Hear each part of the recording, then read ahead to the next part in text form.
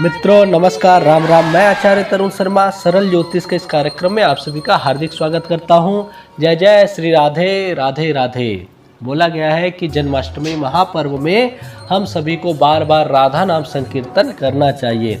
अब जन्माष्टमी जो व्रत है इसको हम सभी जानते हैं कि वैष्णवों के लिए विशेष व्रतराज है। ये जो है व्रतराज यानी इस दिन अगर कोई व्रत रखता है तो उसे भगवान जी का विशेष सानिध्य मिलता है। उन्हें पुत्र, संतान, मोक्ष और भगवत की प्राप्ति होती है।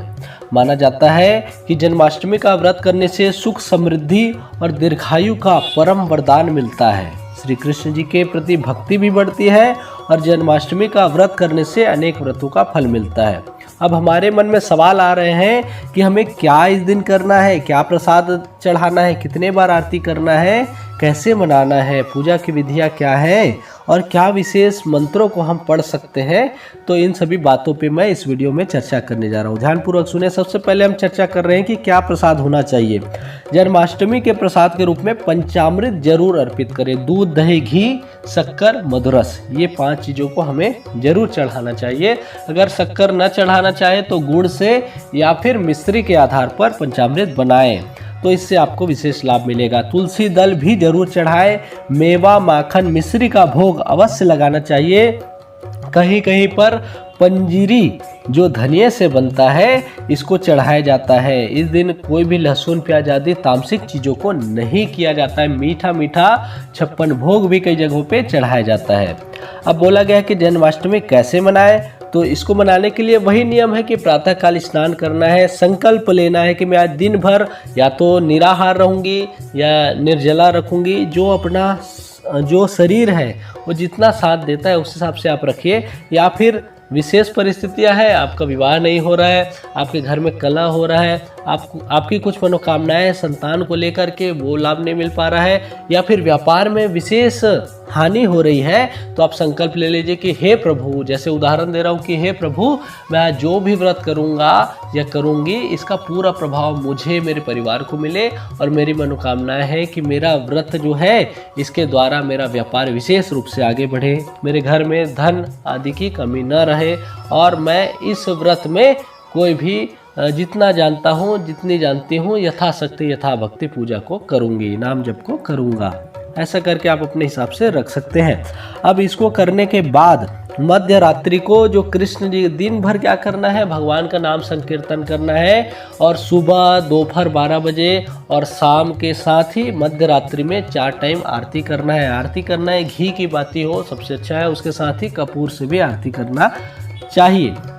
अब बात आती है आरती के बाद क्या करना है, प्रसाद लगाना है, माखन मिश्री का भोग लगाना है या कुछ विशेष प्रसाद आप बना सकते हैं। कई लोग खीरा फल को विशेष इस दिन प्रधानता देते हैं या केले के फल को इस दिन प्रधानता दी जाती है। अब बोले कि ये सब तो ठीक है, इतना तो हम लोग कर लिए पंडित जी, लेकिन भगवान के लिए क्या वस्त्र हम पहने। भगवान को पीताम्बर, पीला रंग बहुत पसंद है, या संतरा रंग जैसे सिंदूरी रंग है, ऐसा 2 रंग आप अवश्य पहन सकते हैं। भगवान जी को भी इन्हीं शुभ रंगों से आप श्रृंगार करें। अब भगवान जी की आरती अंत में गाना चाहिए। तो अब बोले कि कोई भी, जैसे मैं गोपाल सहस्त्र नाम पाठ करना चाहता हूँ तो मैं कब पढ़ूँ, तो आप जब भगवान जी के सामने बैठे, भगवान जी को धूप दीप नैवेद्य आदि कर दें, उसके बाद पढ़ें।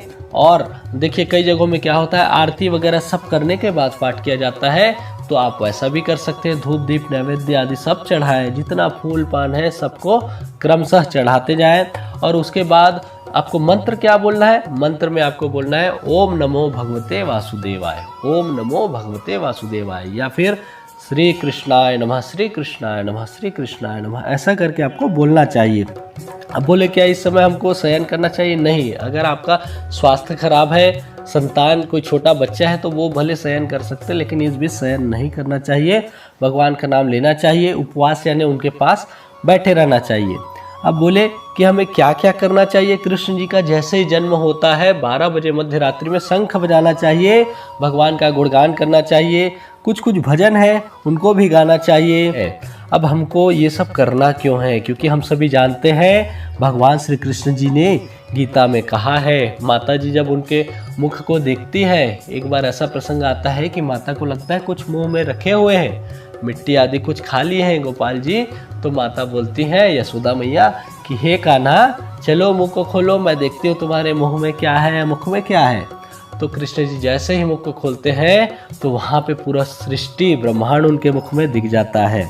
तो यही तो जीवन का रहस्य है कि हमारे अंदर में ही सभी प्रकार के सुख दुख और विशेष रूप से जो जीवन जीने का तरीका हमारे अंदर ही है, अगर हम उसको बाहर ला लेते हैं तो हमारा जीवन तर जाता है। तो भगवान अपने मुख में शुद्ध चीज़ों को, अच्छी चीज़ों को रखना चाहिए। अब बोले श्री कृष्ण जी पूर्ण भव्यतम अवतार हैं, विष्णु भगवान जी के श्री राम जी राजकुमार के रूप में आए, लेकिन कृष्ण जी जो हैं वो ऐसे रूप में आए कि कारागार में उनका जन्म हुआ। मध्य रात्रि को उनको भीषण वर्षा के बीच नंद बाबा के घर ले जाया गया। तो ऐसी सब परिस्थितियों को देख करके कृष्ण जी के प्रति भक्ति विशेष रूप से बढ़ जाती है। कृष्ण जन्माष्टमी आया है इस बार क्योंकि हम लोग माखन हांडी आदि जो फोड़ते थे, जो भी मटकी फोड़ होता था, वो इस बार हो सकता है कोरोना के कारण से सब जगह स्थगित हो गया है। इस्कॉन मंदिर में भी यह सूचना आ रही है कि आप सभी प्रसाद वगैरह न लाए, केवल दर्शन लेवे, ऑनलाइन दर्शन भी कर सकते हैं। अब बोलते हैं कि राधा ने कृष्ण जी जो दोनों अनन्य हैं, एक ही है दोनों, तो वैजंती माला और मोर पंख दिए थे। तो मोर मुकुट भगवान को विशेष प्रिय है, अवश्य मोर पंख रखे, मोर पंख से हवा भी जरूर देवे कृष्ण जी को, वैजंती माला भी उनको कृष्ण जी को देना चाहिए। अब बोले कि रासलीला के समय राधा ने कृष्ण जी को यही वैजंती माला और मोर पंख भेंट किया था। कृष्ण जी सदा अपने गले में इसी माला को रखते हैं और मोर मुकुट जो है, मोर मुकुट यानी मोर पंख को मुकुट में धारण करते हैं। अब हम जानते हैं कि विष्णु भगवान के 8वें अवतार हैं जो कृष्ण भगवान हैं। कृष्ण जन्माष्टमी के दिन सुबह जल्दी उठ करके हमको साफ सफाई करना चाहिए। पहले तो हर पूजा में गणेश जी की पूजा करनी चाहिए, उसके बाद श्री कृष्ण जी की पूजा की व्यवस्था करनी चाहिए। हाथ में गंगा जल लेकर के पहले 3 बार ओम माधवाय नमः, ओम केशवाय नमः, ओम नारायणाय नमः, उसके बाद हाथ धो करके ओम ऋषिकेशाय नमः ऐसा बोलना चाहिए। फिर देखिए क्रम क्या होता है, जैसे हम स्वयं नहाते हैं तो भगवान जी को स्नान कराइए। किससे स्नान कराएंगे? पहले शुद्ध जल से स्नान कराइए, फिर दूध से, फिर दही से, फिर घी से, मधुरा से, शक्कर से, फिर पंचामृत मिले हुए पंचामृत से, फिर शुद्ध जल से, फिर गुलाब जल से, फिर गंगा जल से, और विशेष करके इन सभी चीज़ों के स्नान के बाद आपको गोपाल जी की मूर्ति को विशेष करके एक पुष्प के माध्यम से अच्छे से पोंछना चाहिए। उसके बाद चंदन लगाना चाहिए, फूल चढ़ाना चाहिए, इत्र चढ़ाना चाहिए, वस्त्र चढ़ाना चाहिए, जनेऊ चढ़ाना चाहिए, धूप दीप करना चाहिए। उसके बाद आपको भगवान को भोग लगाना चाहिए। भोग के बाद क्षमा प्रार्थना करना चाहिए और सबसे अंतिम में हाथ में जल लेकर के भगवान से विनती करना चाहिए, प्रभु जी आज जो मैंने पूजा किया है उसका पूरा प्रभाव मुझे मिले। इस प्रकार से समर्पण भी बहुत जरूरी है। जन्माष्टमी के दिन हमें बाल कृष्ण जी को नंद बाबा ने जैसे एक बांसुरी दी थी, बोले कि तुम जब गौ चराने जाते हो तो तुम इसको अपने साथ ले जाओ। तो सबसे पहले बांसुरी जो है वो बचपन में ही उनके पिताजी ने दी थी। पूजा में भगवान जी के कौन से मंत्र को जप करना चाहिए तो मैं बता देता हूँ। ओम क्रीम कृष्णाय नमः मंत्र है, अगर पुरुष पढ़ते हैं तो ओम क्रीम कृष्णाय नमः या ओम नमो भगवते वासुदेवाय या फिर क्रीम कृष्णाय नमः इसका जप कर सकते हैं। तो इनका जप कब करना है, कितने बार करना है? तो बोले जब जब आरती हो जाए उसके बाद 108 बार जरूर करें।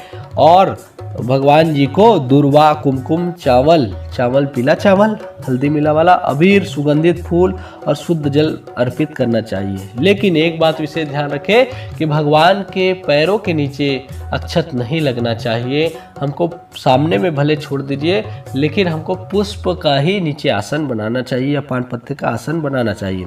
अब बात आती है कि मंदिरों में रौनक रहेगी कि नहीं रहेगी। रौनक तो अवश्य रहेगी। हो सकता है इस बार सब ऑनलाइन सबको देखने का जो है वो व्यवस्था किया जाएगा। वहाँ से अष्टगंध और रोली का तिलक जरूर चढ़ाना चाहिए। भगवान जी को रोली का तिलक बहुत पसंद है। गोपी चंदन भगवान जी को विशेष पसंद है। और घिसा हुआ जो गंगौटी में लाकर जो लाल चंदन होता है, जो घिसते हैं हम लोग पत्थर से, घर में आप देखे होंगे लकड़ी चंदन जो रहता है उससे घिस करके भगवान को चढ़ाते हैं और उसको हमको चढ़ाना चाहिए। अब बोले कि भगवान की पूजा संबंधी क्या बातें विशेष ध्यान रखनी है कि हमको भगवान का आवाहन करना है। आवाहन के लिए 5 फूल हाथ में ले लेना है। पहले आप इस सरल मंत्र को कह सकते हैं, देवता आवाहयामि स्थापयामि पूजार्थे प्रार्थना पूर्वकम समर्पयामि। इसको पुष्प को सामने भगवान के रख दीजिए।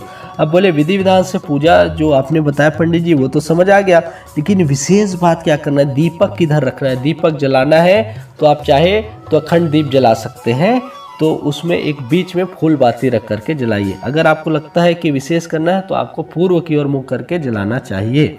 और कृष्ण जी से यह निवेदन करना चाहिए कि हे कृष्ण जी कृपया पधारिए और पूजा को ग्रहण करें। भाद्रपद मास के कृष्ण पक्ष की अष्टमी तिथि को मनाया जाता है। हम सभी जानते ही हैं कि जन्माष्टमी जो है भाद्रपद मास के कृष्ण पक्ष की अष्टमी तिथि को मनाया जाता है। कान्हा को इस दिन झूला झूलाया जाता है। और हम देखते हैं कि मथुरा वृंदावन में नवमी को आधार मान करके 12 अगस्त को मनाया जाएगा, और जगन्नाथपुरी उज्जैन काशी में 11 अगस्त को कृष्ण जी का जन्म मध्य रात्रि में हुआ था, इसलिए 11 अगस्त को मनाया जा रहा है। तो आप जान गए होंगे कि क्या क्या मुख्य बातें हैं। इन सभी बातों को आपको ध्यान में रखना है। साथ ही साथ भगवान के लिए नए वस्त्र, श्रृंगार, भोग और आरती हमको अवश्य करना चाहिए। भगवान के लिए बहुत सारे आरती गाते हैं, जैसे आरती कुंज बिहारी की, श्री गिरधर कृष्ण मुरारी की, ये सभी हम गाते हैं। देवकी और यशोदा जी के दोनों के नंदन है श्री कृष्ण जी। हम सभी जानते हैं कि एक के पेट से उत्पन्न हुए और दूसरे यशोदा मैया के पालन से वो आगे बढ़े हैं। तो इस प्रकार से सभी माताओं के कृपा पात्री है हमारे श्री कृष्ण जी। अनेकों व्रतों का विशेष फल मिलता है। हम सभी जानते हैं कि श्री कृष्ण जन्माष्टमी के एक दिन के व्रत से साल भर में बहुत सारी माताएं एक दिन ही व्रत रखती हैं, तो यह श्रेष्ठ व्रत इसको माना गया है। श्री कृष्ण जी के प्रति भक्ति भाव से इस व्रत को करना चाहिए। पौराणिक वचनों में विशेष रूप से पद्म पुराण, मत्स्य पुराण, अग्नि पुराण में कृष्ण जन्माष्टमी के महत्व को विशेष रूप से बताया गया है। मित्रों, इस वीडियो को ध्यानपूर्वक देखने के लिए आप सभी का सादर धन्यवाद। नमस्कार, राम राम। मिलते हैं अगले वीडियो में। साथ ही साथ अगर वीडियो अच्छा लगा होगा तो वीडियो को लाइक, शेयर और सब्सक्राइब जरूर करें। साथ ही साथ कमेंट के द्वारा सुझाव मुझे अवश्य देवे कि कैसा वीडियो आपको लगा है। आज के लिए बस इतना ही। आप सभी को मेरा सादर धन्यवाद। नमस्कार, राम राम, जय जय श्री राधे।